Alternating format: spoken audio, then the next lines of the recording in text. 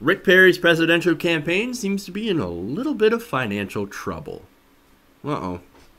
Citing low amounts of fundraising, the former Texas governor's presidential campaign is no longer paying its staff. Oh, what a disaster. Perry campaign manager Jeff Miller told the staff last Friday, the day after, of course, the first Republican presidential debate, that they would no longer be paid and are free to look for other jobs. Oh, this is a Perry campaign flying apart. The first step of it unraveling. Now, Jeff Miller says, most aides have stuck by Perry. Well, of course they have. As the campaign moves along, tough decisions have to be made in respect to both monetary and time-related resources, Miller said in a statement. Governor Perry remains committed to competing in the early states and will continue to have a strong presence in Iowa, New Hampshire, and South Carolina.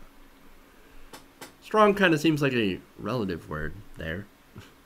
I'm just saying. The Perry campaign only reported raising $1.14 million in the second quarter of this year, and on July 15th, reported having $883,913 on hand. I don't know about you, but that actually sounds like a decent amount of money. Doesn't sound like they're going broke at all. 1.14 million. Man, I'd love that. I'd even get I'd give a big whole chunk of that over to Wolfpack. That'd be great. And I'd still have a ton to spare. Anyway, in response to only raising so much money, the campaign says, we're deciding to cut it back. We're going to cut back on some of these things. Now, there is some good news in here for Perry.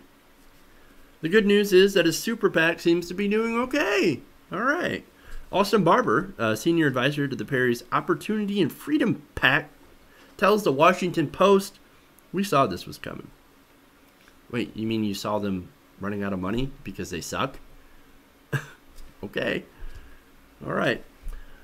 And he also added, we started working on our own plan because of that. We knew we would have to go build a ground game. We've got plenty of money, that's what I know. And we're going to put that money to use in Iowa to make sure the governor is in the top 3. The Super PAC is not going to let Rick Perry down. Confident words from the Super PAC. Now, that's not to say that Rick Perry won't let the Super PAC down by being awful. I'm just saying.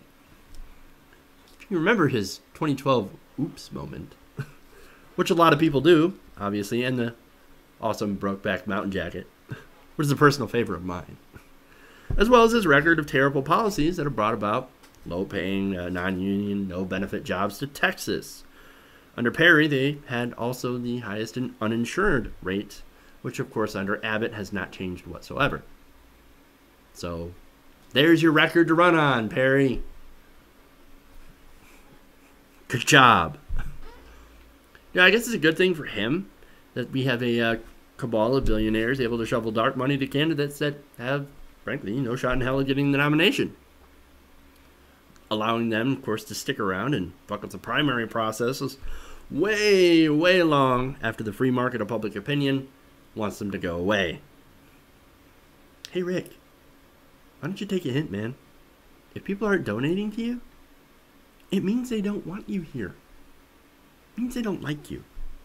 So why don't you take what's left of your money and go back to Niggerhead Ranch before you lose any of the little bit of dignity that you had left.